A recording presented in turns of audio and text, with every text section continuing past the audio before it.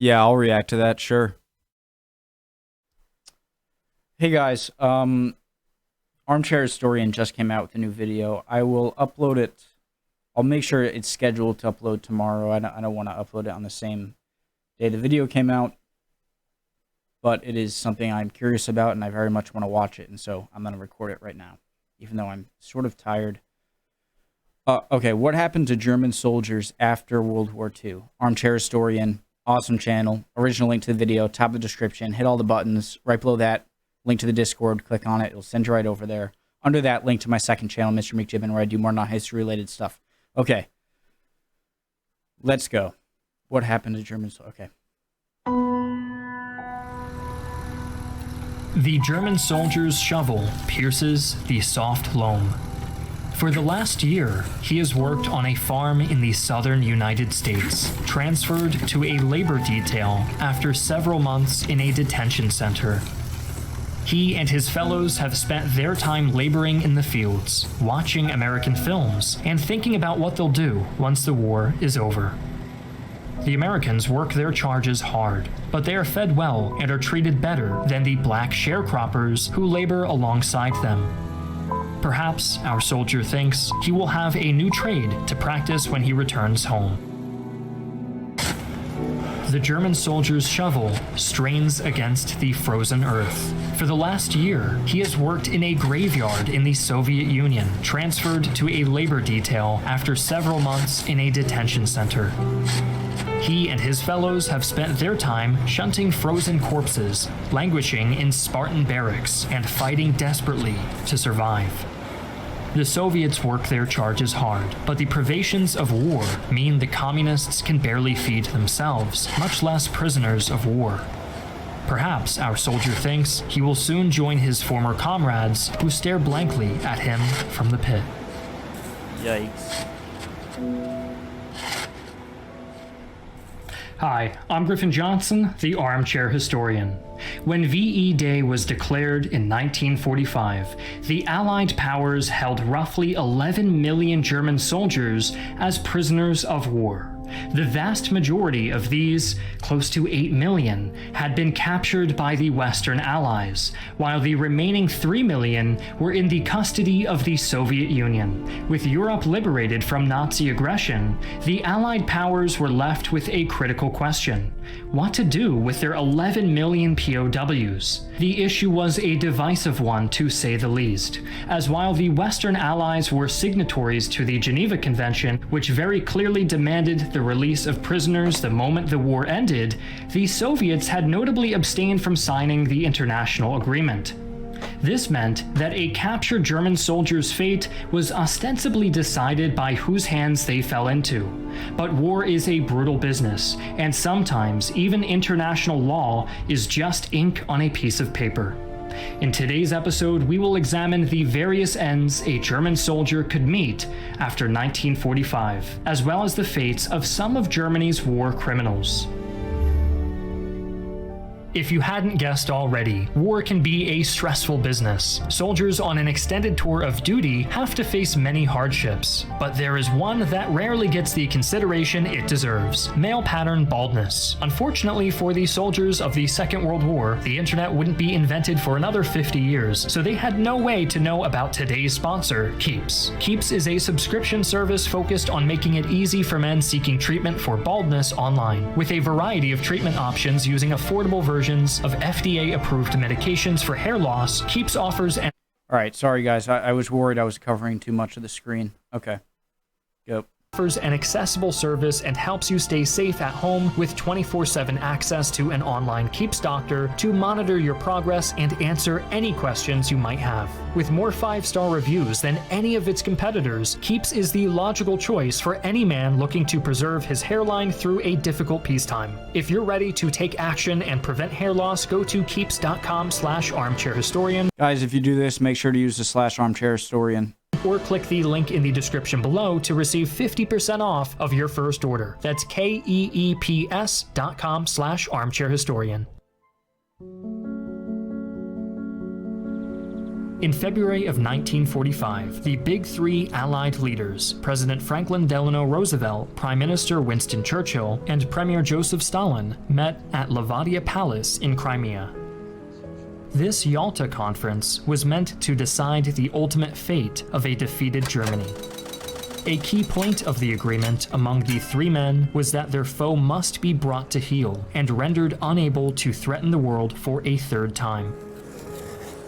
In addition to dividing Germany into occupation zones and the idea of monetary reparations, the Big Three agreed that the German people themselves must be made to physically repair the damage their nation had done to Europe. This included conscripting POWs for forced labor, a practice Stalin and his advisors thought necessary and Roosevelt and Churchill regarded with tacit acceptance, but more on that later.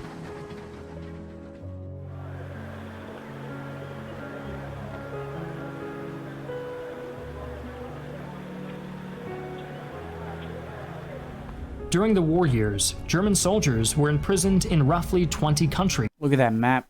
Around the world, including in the continental United States.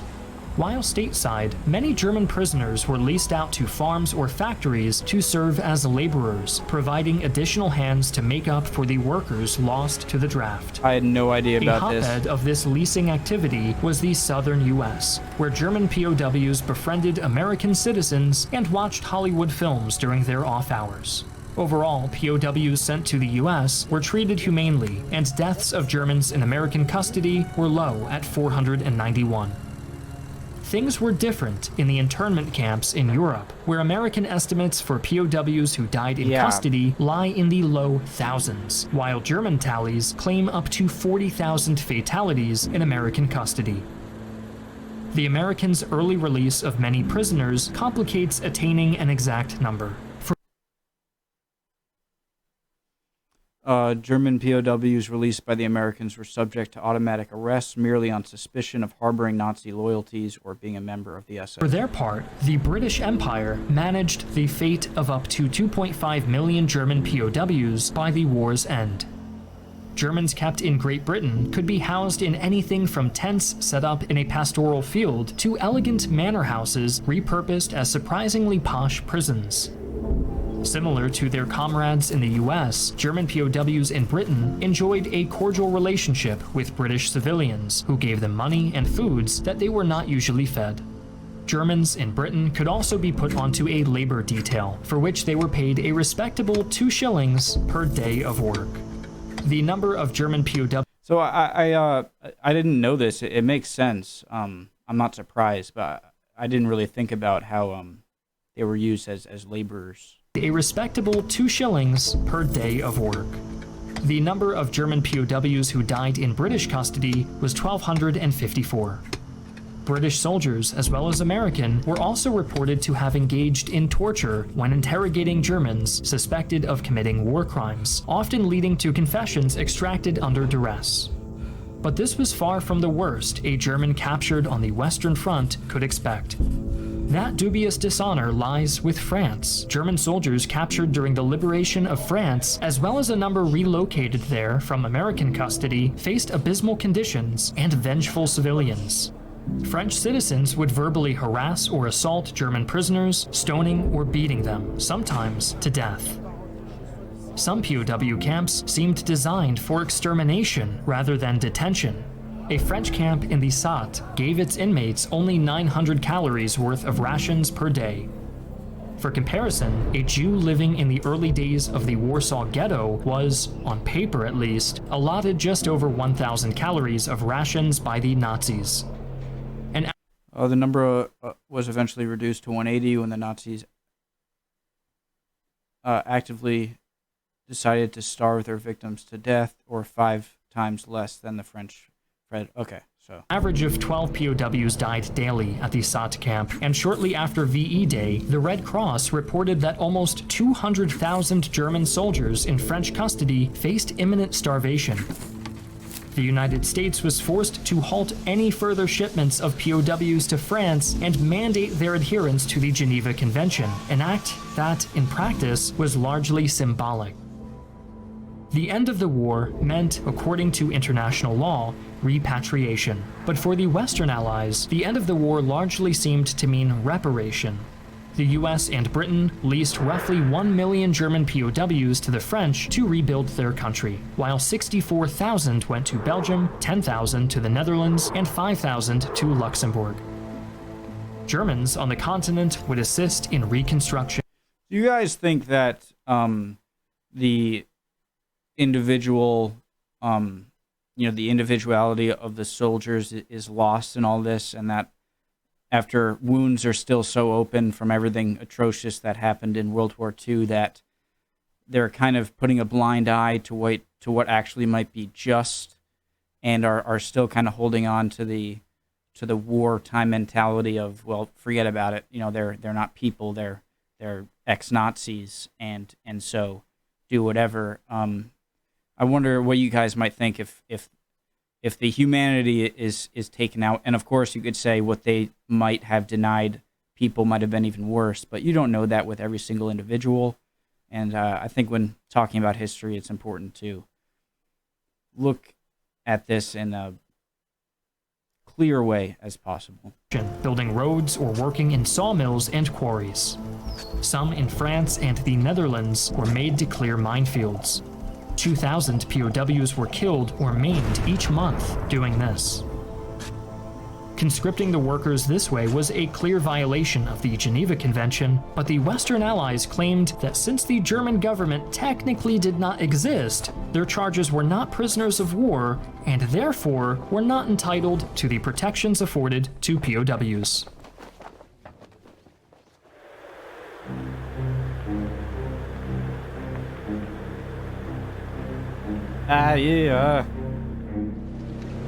The Soviets had suffered greatly in their war against fascism, and they did not want a pound of flesh for their trouble. They wanted tons.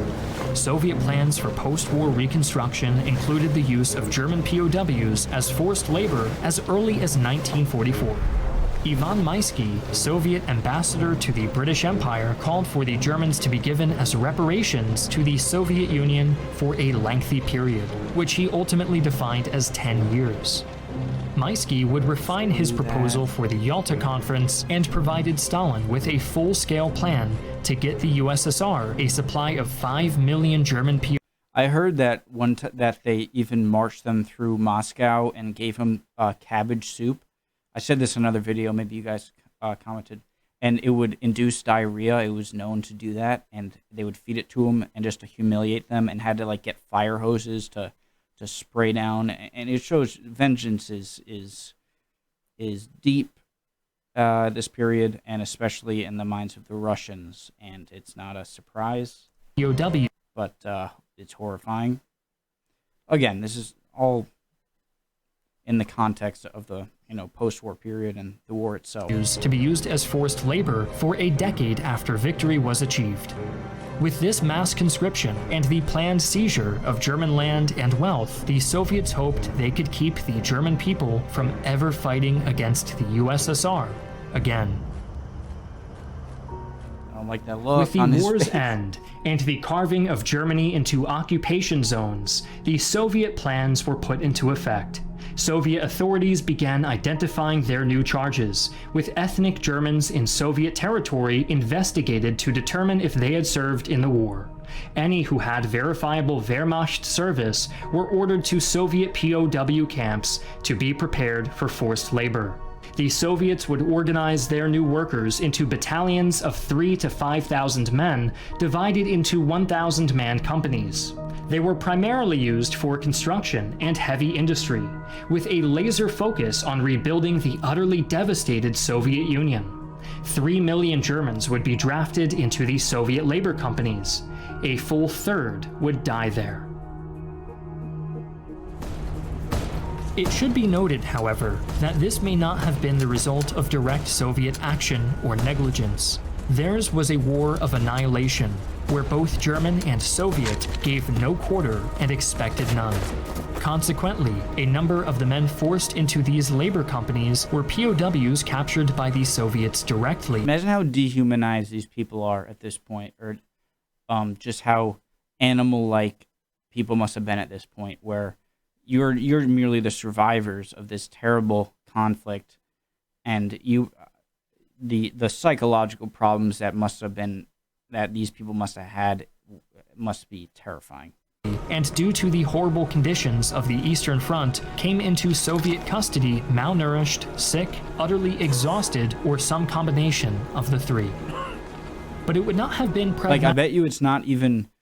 There's probably a lot of viciousness and vengeance. But I bet you a lot of it is just even past that for a lot of people, where it's just stone face and just shooting people. For the Soviets to intentionally slaughter their newly acquired labor pool so shortly after a war that devastated their working population. From 1945 to 1946, many POWs who were too sick to work were simply released by the Soviets rather than be worked to death. A bad harvest and endemic corruption and mismanagement seemed to be behind the travails of German forced laborers in the early post-war years. However, as time wore on, the German laborers began to prove more trouble than their Soviet masters thought them worth. POW labor was a surprisingly expensive enterprise and had to constantly be subsidized by the main Soviet economy. The Germans contributed roughly 5% of the Soviet Union's total national income, a far cry from the grand reparation envisioned by Maisky and his 10 years of servitude. In a surprisingly capitalist move, Soviet industrial leaders began to see their German workers as unprofitable and began to skimp on their responsibilities to feed and care for them. After all, why waste good money and materiel on what they saw as fascist parasites? As their industrial managers began to sour on the concept, Soviet leaders began making moves toward repatriation. In 1947, the foreign ministers of the Allied powers agreed that they would repatriate all German POWs by 1948. The Soviet effort would last well into 1950, with roughly 26,000 German POWs who had been convicted of war crimes by Soviet courts not sent back to Germany as late as 1956. Overall, Germans in the Soviet Union after the war were faced with mandatory hard labor under challenging conditions, but the majority were repatriated long before the initial plan of 10 years.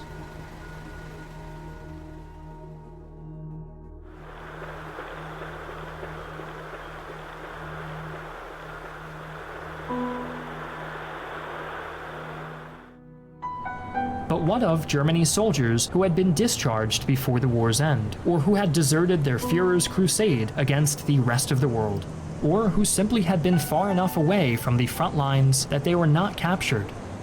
Those Germans who escaped capture and who were in the Western occupation zones found themselves cast adrift in a new Germany. The Allies were keen to strip Germany of any martial will, and to this end, of militarism of any military-inclined organization or club. This meant that German veterans of the Second World War, unlike their former foes, had no support system to help them transition back into civilian life. These suddenly demobilized soldiers found themselves in a country gripped by denazification. As the Western Allies sought to purge the influence of Hitler and Goebbels' propaganda machine and eliminate all traces of Nazi ideology and warmongering. To this end, former soldiers were ordered to present themselves to Allied tribunals for summary judgment. Originally run by the occupying forces before being handed off to German authorities in 1946, these tribunals would take stock of the defendants' military and civilian activities during the war. The court would then This exhaustive investigation usually took the form of a simple questionnaire filled out by the accused. Categorize the defendant as a major offender, lesser offender, follower, or give them a full exoneration. By and large, rank-and-file members of the Wehrmacht were categorized as lesser offenders and sentenced to a 3-year period of probation. During this time, they were prohibited from holding public office or running their own business. I was going to say probation of what? Not to join an army again or something? Okay. During this time, they were prohibited from holding public office or running their own businesses. As more and more defendants were found or presented themselves, the tribunal system began to buckle under an ever-growing caseload, and judges began finding or making a multitude of exceptions to speed the process up. Disabled veterans were often exempted from judgment, along with those who could prove that they were impoverished during the war years or were born after 1919. While this system succeeded in streamlining the process of former Wehrmacht personnel, it allowed those with real Nazi sympathies to slip through the cracks.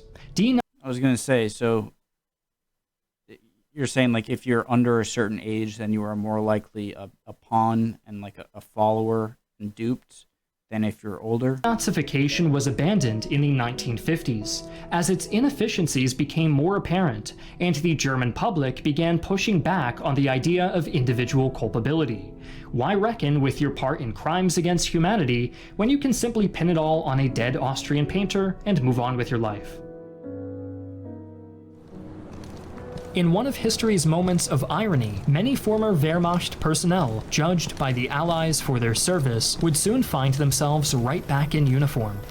With the growing threat of the Soviets to the east, the Allied powers realized that a militarized Germany would prove a keen ally should the world descend into another global conflict. That's so crazy to me how big the communist, capitalist, the American Soviet Union fear was, and there was everything with the atomic bomb, and I think the Soviets tested their first in 1948 or 49, maybe 47.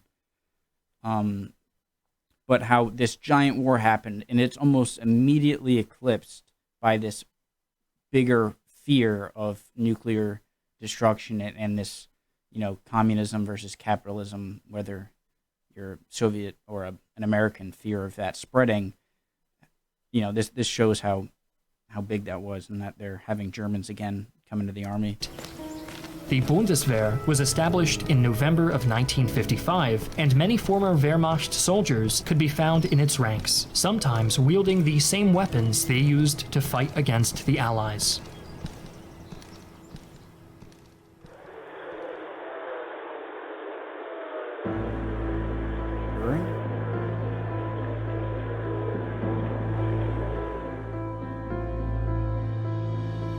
The war criminals of Nazi Germany, from the highest echelons of military and civilian leadership to rank-and-file guards, were arraigned on charges of crimes against humanity and prosecuted at a series of trials, most famously at Nuremberg. Prosecutors from all Allied nations presented a preponderance of evidence, ranging from private diaries to ledgers of concentration camps to military dispatches. The prosecution's point was clear. The military was equally responsible for Hitler's horrors as the SS and civilian leadership. There was no distinction to be drawn between the independent and politically minded SS and the duly enlisted soldiers of the Wehrmacht. While separate, these two cogs in Hitler's machine of annihilation would often work in sinister concert. The Wehrmacht would take an area, and the SS would purge it of undesirables.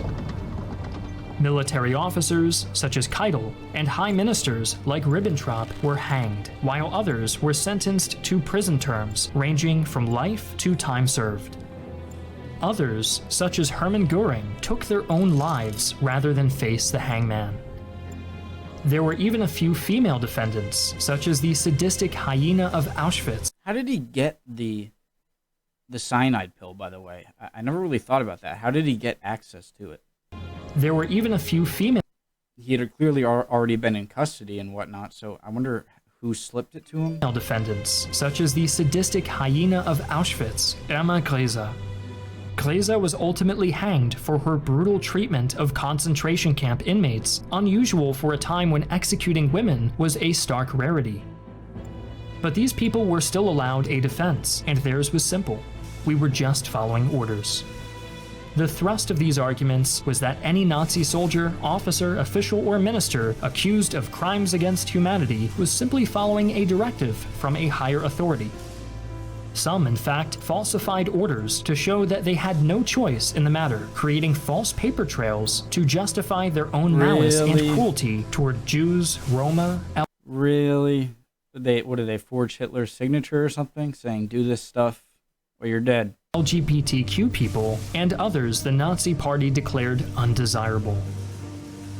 Many of these false stories were pushed by the defendants' families who were tired of the war, tired of the reckoning, and just wanted their sons, daughters, husbands, or wives home, whether they were a monster or not. This attitude began to pervade German public consciousness with unfortunate results.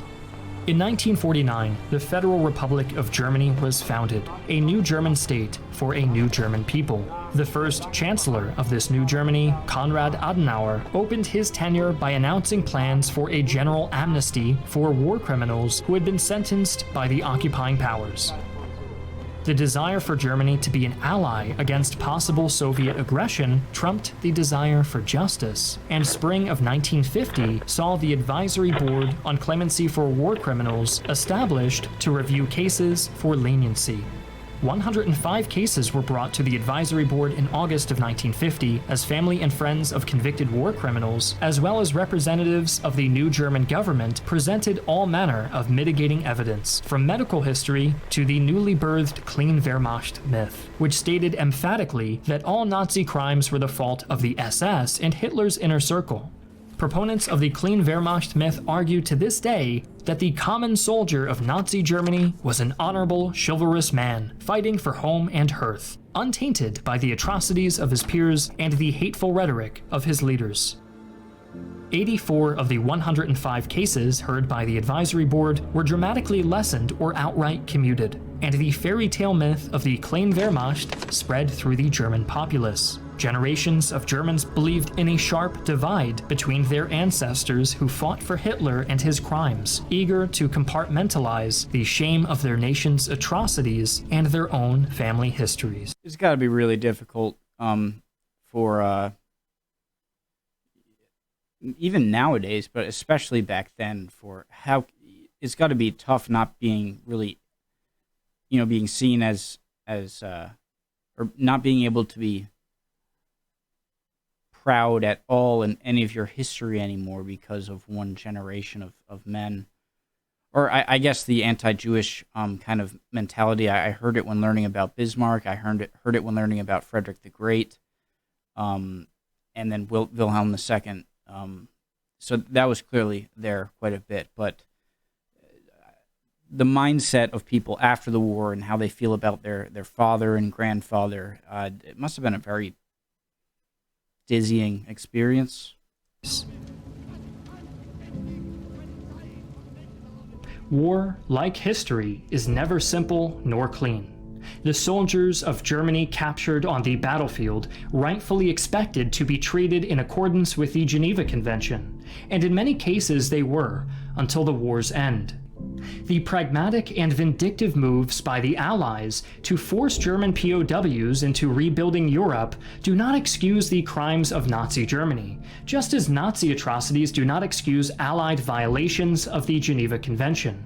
It is imperative that we remember history is not entirely black and white, but rather painted shades of gray, with definite areas of 50 Shades? Clear morality and humanity. To simplify history into West versus East, history is not entirely black and white, but rather painted shades of gray, with definite areas of clear morality and humanity. To simplify history into West versus East, good versus evil, or any dichotomy, is to ignore the true lessons our history has to teach us. And the most that's so true, and that it's just to give up. If you just want to look at history and keep your emotions, wear them on your sleeve while you're going through this stuff, I don't want to have anything to do with you in terms of learning about history. I truly I believe that history is nothing more or less than the recording of what has happened on this planet and human history, in terms of what we have done.